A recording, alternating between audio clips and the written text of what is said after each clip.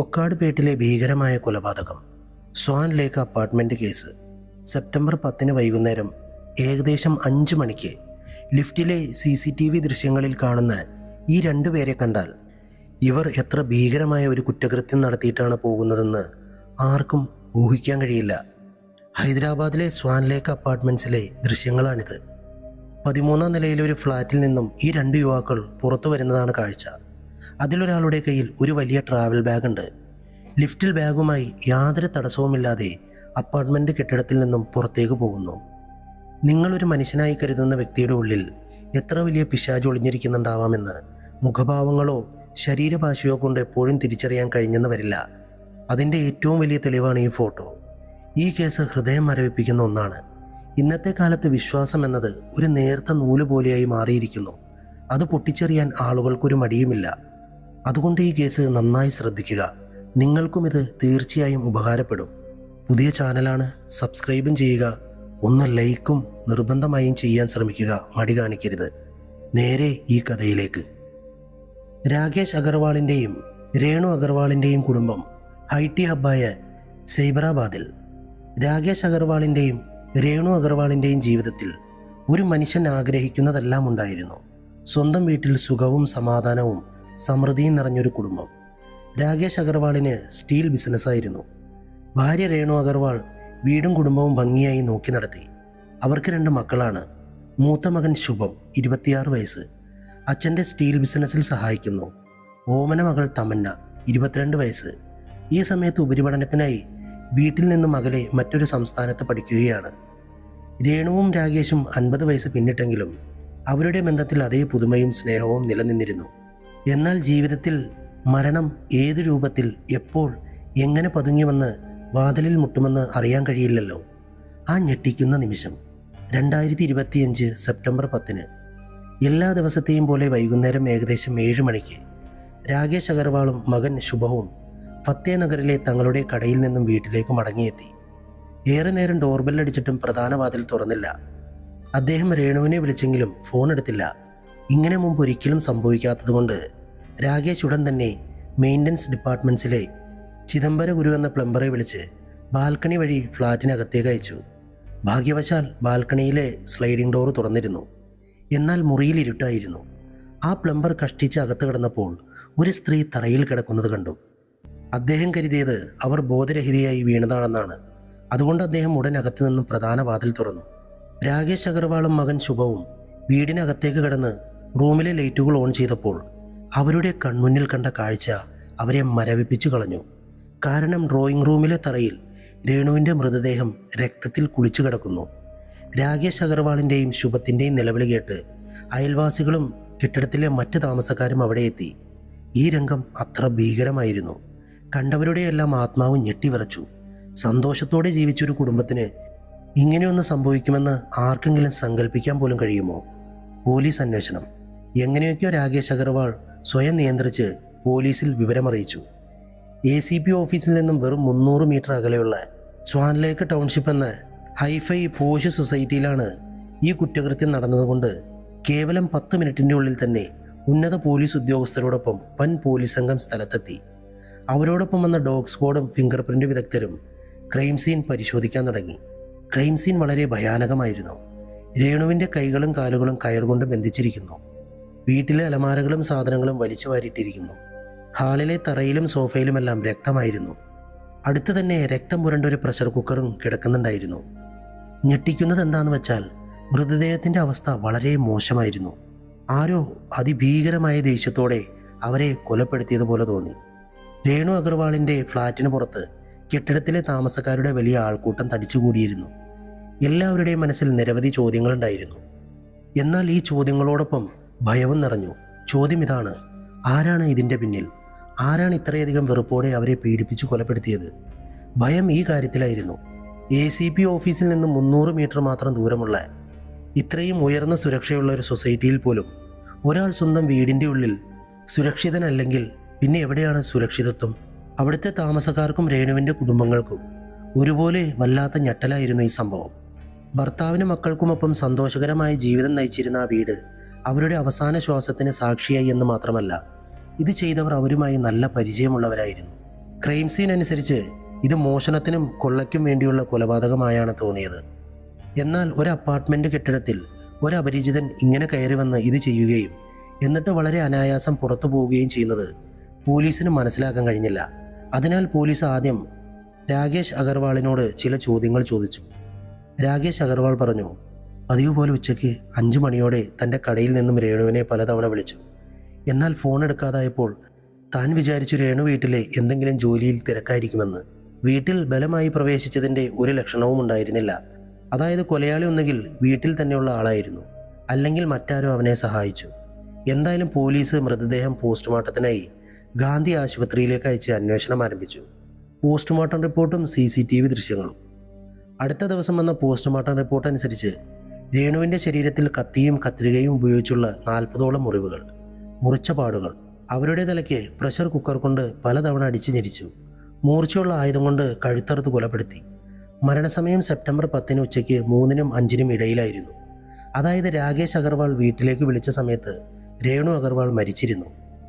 Security ഗാർഡിൽ നിന്നും അയൽവാസികളിൽ നിന്നും വിവരങ്ങൾ തേടുന്നതിനോടൊപ്പം പോലീസ് ഇതേ സമയത്തെ CCTV ദൃശ്യങ്ങൾ പരിശോധിക്കാൻ തുടങ്ങി.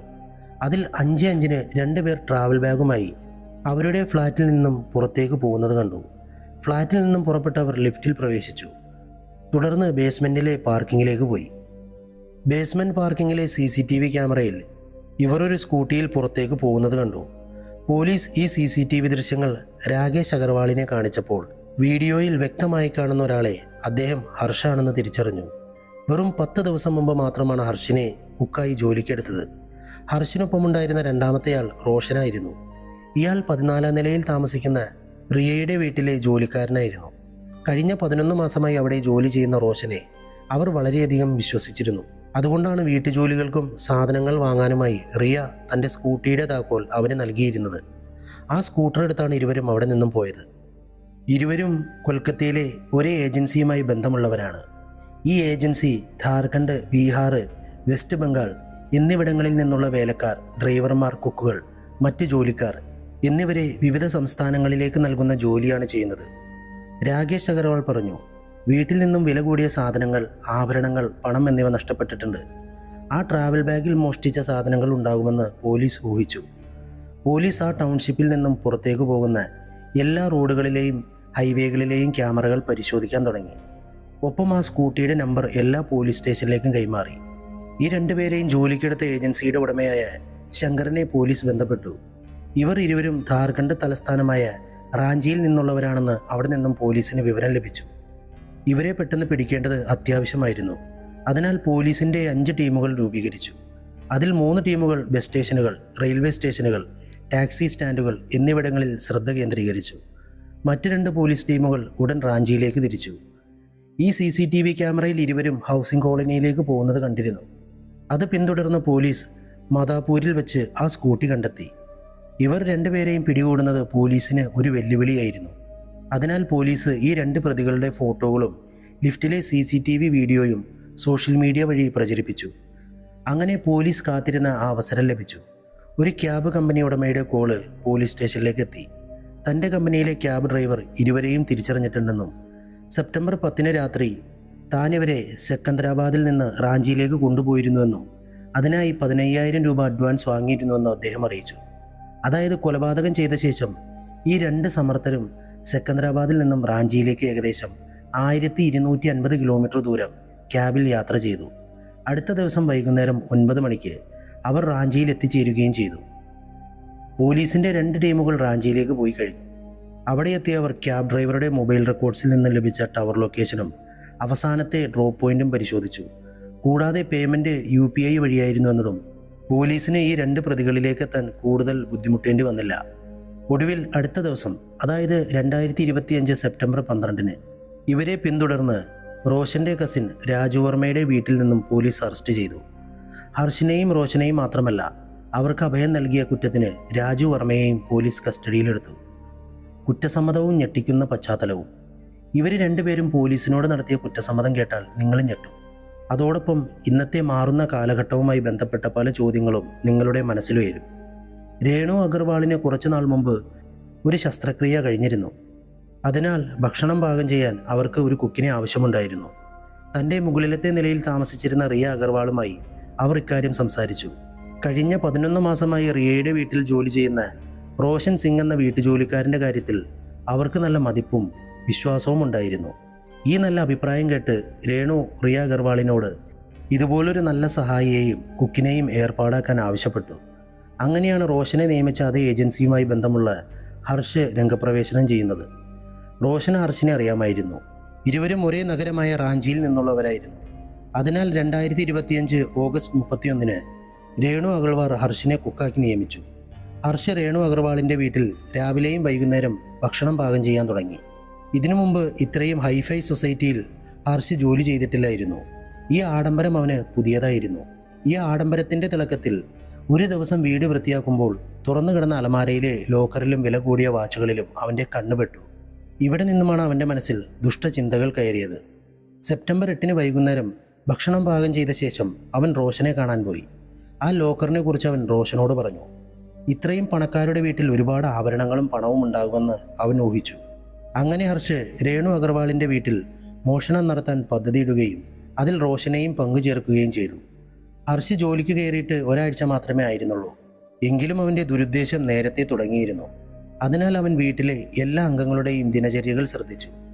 രാകേഷ് അഗർവാളും മകൻ ശുഭവും രാവിലെ 10 മണിക്ക് വീട്ടിൽ നിന്നും ഏകദേശം 9 കിലോമീറ്റർ അകലെയുള്ള ഫത്തേ നഗറിലെ കടയിലേക്ക് പോകുമെന്നും വൈകുന്നേരം 7 മണിയോടെ വീട്ടിൽ തിരിച്ചെത്തുമെന്നും അവനറിയാമായിരുന്നു. അവരുടെ മകൾ തമന്ന പുറത്തു പഠിക്കുന്നതുകൊണ്ട് വീട്ടിലില്ല. വീട്ടുജോലിക്കാരി പോയ ശേഷം രേണു അഗർവാൾ മാത്രമേ വീട്ടിൽ തനിച്ചുള്ളൂ. ഈ മോഷണത്തിന് ഇരുവരും സെപ്റ്റംബർ 8 പ്ലാൻ ചെയ്യുകയും സെപ്റ്റംബർ 10 അത് നടപ്പിലാക്കാൻ തീയതി തീരുമാനിക്കുകയും ചെയ്തു. ഇവരിതിനായി തിരഞ്ഞെടുത്തത് ആഴ്ചയിലെ ഒരു പ്രവൃത്തി ദിവസവും പകൽ സമയവുമായിരുന്നു. കാരണം ഈ സമയത്താണ് അപ്പാർട്ട്മെൻറ്റ് കെട്ടിടത്തിൽ ഏറ്റവും കൂടുതൽ ആളനക്കമില്ലാത്തത്. സെപ്റ്റംബർ 10 രേണു അഗർവാൾ പതിവ് പോലെ വീട്ടുജോലിയിൽ തിരക്കിലായിരുന്നു. വേലക്കാരി വീട് വൃത്തിയാക്കുകയാണ്. ഹർഷ അടുക്കളയിൽ ഭക്ഷണം പാചകം ചെയ്യുന്നു. എന്നാൽ ഇന്നവൻ്റെ മനസ്സിൽ കുടികൊണ്ട അത്യാഗ്രഹത്തിൻ്റെ പിശാച് സമയം കഴിയുന്തോറും വലുതായി കൊണ്ടേയിരുന്നു. തീരുമാനിച്ച പദ്ധതി പ്രകാരം വേലക്കാരി വീട്ടിൽ നിന്നും പോയ ഉടൻ ഏകദേശം 4 മണിയോടെ ഹർഷ് റോഷനെ രഹസ്യമായി വിളിച്ച് ഫ്ലാറ്റിലേക്ക് വരുത്തി. റോഷൻ വീട്ടിൽ പ്രവേശിക്കുന്നത് രേണു അറിഞ്ഞില്ല. അവസരം കാത്ത് പതിയിരുന്ന ഈ 2 സമർത്ഥരും പെട്ടെന്ന് പ്രഷർ കുക്കർ കൊണ്ട് രേണുവിൻ്റെ തലയിലേക്ക് ആദ്യത്തെ അടി നൽകി. അതോടെ അവർ ബോധരഹിതയായി തറയിൽ വീണു. ഇരുവരും മുൻകൂട്ടി കരുതിയിരുന്ന കയർ ഉപയോഗിച്ച് അവരുടെ കൈകളും കാലുകളും കെട്ടിയിട്ടു. എന്നിട്ട് വീട്ടിൽ പണം, ആഭരണങ്ങൾ, മറ്റ് വിലപിടിപ്പുള്ള വസ്തുക്കൾ എന്നിവയ്ക്കായി തിരയാൻ തുടങ്ങി. അവർക്ക് കിട്ടിയ വിലയേറിയ സാധനങ്ങളെല്ലാം ട്രാവൽ ബാഗിൽ നിറച്ചുകൊണ്ടേയിരുന്നു. അപ്പോഴാണ് അവരുടെ കണ്ണ് ഒരു ഡിജിറ്റൽ സേഫ്റ്റി ലോക്കറിൽ ഉടക്കിയത്. പാസ്കോഡില്ലാതെ ഇത് തുറക്കാൻ പ്രയാസമായിരുന്നു. അതുകൊണ്ട് രേണുവിനെ എങ്ങനെയോ ബോധം വരുത്തി ലോക്കറിൻ്റെ പാസ്വേഡ് ചോദിച്ചു. റോഷനെ മാസങ്ങളായി അറിയാവുന്ന രേണു ഇരുവരും ഇത് ചെയ്യുമെന്ന് വിശ്വസിക്കാൻ കഴിഞ്ഞില്ല. അവരെ വെറുതെ വിടണമെന്ന് പറഞ്ഞ് അവർ കെഞ്ചി ദയയ്ക്ക് വേണ്ടി അപേക്ഷിച്ചു. എന്നാൽ കയ്യിൽ കത്തിയും കത്രികയുമായി നിന്ന റോഷനും ഹർഷനും പാസ്കോഡ് നൽകിയില്ലെങ്കിൽ ശരീരത്തിൽ മുറിവേൽപ്പിക്കുമെന്ന് ഭീഷണിപ്പെടുത്തി. രേണു പാസ്കോഡ് നൽകാതിരുന്നതൊരു പക്ഷേ ഇരുവരുടെയും കണ്ണുകളിൽ ക്രൂരത കണ്ടതുകൊണ്ടാവും. കുറച്ചുകൂടി സമയം കിട്ടിയാൽ ആരെങ്കിലും തൻ്റെ ശബ്ദം കേൾക്കുമെന്നോ സഹായത്തിനെത്തുമെന്നോ അവർ പ്രതീക്ഷിച്ചു. മരണത്തിൻ്റെ പടിവാതിൽക്കൽ നിൽക്കുന്ന ഒരു വ്യക്തിക്ക് അത്ഭുതത്തിൽ മാത്രമാണ് പ്രതീക്ഷയുണ്ടാവുക. രേണുവിൻ്റെ മനസ്സിലും അതേ പ്രതീക്ഷയായിരുന്നു. എന്നാൽ ഈ കുറ്റവാളികളുടെ മനസ്സിൽ കുടിയേറിയ അത്യാഗ്രഹത്തിൻ്റെ പിശാച് അക്ഷമരായിരുന്നു. ആരെങ്കിലും ശബ്ദം കേട്ട് എത്തുമോ എന്ന ഭയവും അവർക്കുണ്ടായിരുന്നു. അതുകൊണ്ട് മോഷണത്തേക്കാൾ വലിയൊരു കുറ്റകൃത്യം ചെയ്യാൻ അവർക്ക് മടി തോന്നിയില്ല. ദയയ്ക്ക് വേണ്ടി അപേക്ഷിച്ച രേണുവിൻ്റെ കഴുത്ത് മുറിച്ചെന്ന് മാത്രമല്ല, അവർ ആഗ്രഹിച്ചത് നടക്കാത്തതിൻ്റെ ദേഷ്യത്തിൽ അവരുടെ തലയ്ക്ക് പ്രഷർ കുക്കർ കൊണ്ട് പലതവണ അടിച്ച് ഞെരിച്ചു കൊന്നു. രേണു അഗർവാളിനെ കൊലപ്പെടുത്തിയ ശേഷം ഹർഷനും റോഷനും അവരുടെ ശരീരത്തിൽ ധരിച്ചിരുന്ന എല്ലാ ആഭരണങ്ങളും ഊരിയെടുത്തു. എന്നിട്ട് അവർ അതേ ഫ്ലാറ്റിൽ തന്നെ ശാന്തമായി കുളിച്ച് ശരീരത്തിലെ രക്തക്കറകൾ കഴുകിക്കളഞ്ഞു. പതിയെ വസ്ത്രങ്ങൾ ധരിച്ചു, പെർഫ്യൂം പൂശി. മോഷ്ടിച്ച സാധനങ്ങളെല്ലാം ബാഗിൽ വെച്ച് വാതിൽ പൂട്ടി അപ്പാർട്ട്മെൻറ്റിൻ്റെ പുറത്തു വന്നു. തുടർന്ന് ലിഫ്റ്റ് വഴി ബേസ്മെൻറ്റിലെത്തി സ്കൂട്ടിയിൽ രക്ഷപ്പെട്ടു. അവർ വളരെ തന്ത്രശാലികളായിരുന്നു. അതുകൊണ്ടാണ് അവർ മനഃപൂർവ്വം സ്കൂട്ടി മദാപൂരിൽ ഉപേക്ഷിച്ചത്. അവിടെ നിന്നും ഹഫീസ്പേട്ട് റെയിൽവേ സ്റ്റേഷനിലേക്ക് ഹൈടെക് സിറ്റി വഴിയും ഗാച്ചി ബൗളി വഴിയും 2 വഴികളുണ്ട്. പോലീസ് അവരെ തിരഞ്ഞു വരുമ്പോൾ ഏത് വഴിക്ക് പോയി എന്ന് അറിയാതിരിക്കാനും അവർക്ക് രക്ഷപ്പെടാൻ സമയം ലഭിക്കാനും വേണ്ടിയായിരുന്നു ഇത്. ഹഫീസ്പേട്ട് റെയിൽവേ സ്റ്റേഷനിൽ നിന്നും ഇരുവരും സെക്കന്ദരാബാദിലേക്കുള്ള ട്രെയിനിൽ കയറി. സെക്കന്ദരാബാദിൽ നിന്നും ട്രെയിൻ മാർഗം റാഞ്ചിയിലേക്ക് പോകാനായിരുന്നു അവരുടെ പദ്ധതി. എന്നാൽ സെക്കന്ദരാബാദ് റെയിൽവേ സ്റ്റേഷനിലെ RPFൻ്റെയും പോലീസുകാരുടെയും പെട്രോളിംഗ് കണ്ട് അവർ പിടിയിലാകുമെന്ന് ഭയന്നു. അതിനാൽ ട്രെയിനിൽ പോകാനുള്ള ആശയം ഉപേക്ഷിച്ചു. റാഞ്ചിയിലേക്കുള്ള ടിക്കറ്റുകൾ അവർ നേരത്തെ എടുത്തിരുന്നു. ഇരുവരും സെക്കന്ദരാബാദ് റെയിൽവേ സ്റ്റേഷനിൽ നിന്നും പുറത്തിറങ്ങി അവിടുന്ന് നേരിട്ട് റാഞ്ചിയിലേക്കൊരു ക്യാബ് ബുക്ക് ചെയ്തു. അതിനായി 15,000 രൂപ അഡ്വാൻസ് നൽകണമായിരുന്നു. എന്നാൽ മോഷ്ടിക്കുമ്പോൾ അവർക്ക് അത്രയും പണം കിട്ടിയിരുന്നില്ല. അതുകൊണ്ട് റോഷൻ തൻ്റെ കസിൻ രാജുവിനെ വിളിച്ച് സഹായം അഭ്യർത്ഥിച്ചു. അതിനുശേഷം രാജു തൻ്റെ കാമുകിയുടെ അക്കൗണ്ടിൽ നിന്നും UPI വഴി പണം അയച്ചു കൊടുത്തു. പോലീസ് ഈ 3 പേരെയും റാഞ്ചിയിൽ നിന്നും അറസ്റ്റ് ചെയ്തപ്പോൾ ഹർഷ് ലഹരിക്ക് അടിമയായിരുന്നു. ഇവരുടെ പക്കൽ നിന്നും 6-7ഓളം തൂക്കം സ്വർണ്ണമോതിരങ്ങൾ, വളകൾ, നെക്ലസുകൾ, കുറച്ച് പണം, 16-17 വില കൂടിയ വാച്ചുകൾ എന്നിവ കണ്ടെത്തി. ഒപ്പം അവർ സ്വർണ്ണമാണെന്ന് കരുതിയ ധാരാളം മുക്കുമണ്ഡങ്ങളും ഉണ്ടായിരുന്നു. ക്രൈം സീനിൽ നിന്ന് ലഭിച്ച പ്രഷർ കുക്കർ, കത്തി, കത്രിക എന്നിവയിലെ ഫിംഗർ പ്രിൻസ് ഹർഷിൻ്റെയും റോഷൻ്റെയും ഫിംഗർ പ്രിൻസുമായി പൊരുത്തപ്പെട്ടു. അപ്പാർട്ട്മെൻറ്റ് കെട്ടിടത്തിൽ നിന്ന് ലഭിച്ച CCTV ദൃശ്യങ്ങളും ഇവരുടെ പങ്കാളിത്തത്തിന് വ്യക്തമായ തെളിവാണ്. എന്നാൽ ഇതിനേക്കാൾ ഞെട്ടിക്കുന്നതായിരുന്നു ഇരുവരുടെയും പശ്ചാത്തലം. ഇത് ഇത്തരം ഏജൻസികളുടെ നിയമങ്ങളിൽ ഗുരുതരമായ ചോദ്യങ്ങൾ ഉയർത്തുകയും ഒരു വലിയ പ്രശ്നത്തിലേക്ക് വെളിച്ചം വീശുകയും ചെയ്യുന്നു. 20 വയസ്സുള്ള ഹർഷകുമാർ യഥാർത്ഥത്തിൽ ഒരു മയക്കുമരുന്നിന് അടിമയായിരുന്നു. കുറച്ചുനാൾ മുമ്പ് കൊൽക്കത്തയിലെ ഒരു പുനരധിവാസ കേന്ദ്രത്തിൽ ചികിത്സ തേടിയിട്ടുണ്ട്. അതിൻ്റെ രേഖകൾ പോലീസിൻ്റെ പക്കലുണ്ട്. 22 വയസ്സുള്ള റോഷൻ സിംഗ് ഇത്രയും മാസങ്ങളായി റിയയുടെ ഫ്ലാറ്റിൽ ജോലി ചെയ്തിരുന്നയാൾക്ക് 3 കേസുകൾ രജിസ്റ്റർ ചെയ്തിട്ടുണ്ട്. 2 മോഷണ കേസുകളും 1 2023 റാഞ്ചിയിൽ നടന്ന കൊലപാതക ശ്രമവുമാണ്. ശരിയായ പ്രൊഫൈലിംഗ്, പശ്ചാത്തല പരിശോധന, പോലീസ് വെരിഫിക്കേഷൻ എന്നിവയില്ലാതെ ക്രിമിനൽ ചരിത്രമുള്ള ഒരാളെ ഒരു കുടുംബത്തിൽ ജോലിക്ക് അയക്കുന്നത് വളരെ ഞെട്ടിക്കുന്ന കാര്യമാണ്. ഇതൊരു സ്ഥാപനപരമായ വീഴ്ചയാണ്. സാധാരണ പോലീസ് രേഖ പരിശോധനകളിലൂടെ ഇത് ഒഴിവാക്കാൻ കഴിയുമായിരുന്നു. എന്നാൽ ഡിമാൻഡിൻ്റെയും സപ്ലൈയുടെയും സമ്മർദ്ദം കാരണം വേഗത്തിൽ ജോലിക്കാരെ നൽകാൻ വേണ്ടി ഏജൻസികൾ ഈ പ്രധാനപ്പെട്ട ഘട്ടം ഒഴിവാക്കുന്നു. ഏജൻസികൾ വഴിയുള്ള നിയമനം കുടുംബങ്ങൾക്ക് ഒരു തെറ്റായ സുരക്ഷിത ബോധം നൽകുന്നു. കാരണം ഏജൻസി വഴി ഒരാളെ നിയമിച്ചാൽ അവർ വിശ്വസ്തരായിരിക്കുമെന്ന് അവർ കരുതുന്നു. ഇവിടെ നമ്മൾ ഒരു മനഃശാസ്ത്രപരമായ വിശകലനം നടത്തുകയാണെങ്കിൽ, ഒരു ക്രിമിനൽ മനോഭാവമുള്ള വ്യക്തിക്ക് വിലപിടിപ്പുള്ള വസ്തുക്കൾ കാണുമ്പോൾ അത് ക്രൂരതയ്ക്കുള്ള അവസരം സൃഷ്ടിക്കുന്നു. ഇത് നിയമ സംവിധാനത്തിലെ പഴുതുകൾ കാരണമുണ്ടാകുന്ന ഒരു ആവർത്തിച്ചുള്ള പ്രശ്നമാണ്. ഇവിടെ ഇരയാക്കപ്പെട്ടത് വീട്ടമ്മയാണ്. അവർ എളുപ്പത്തിൽ രക്ഷപ്പെടാൻ കഴിയുന്നവരായി കണക്കാക്കപ്പെടുന്നു.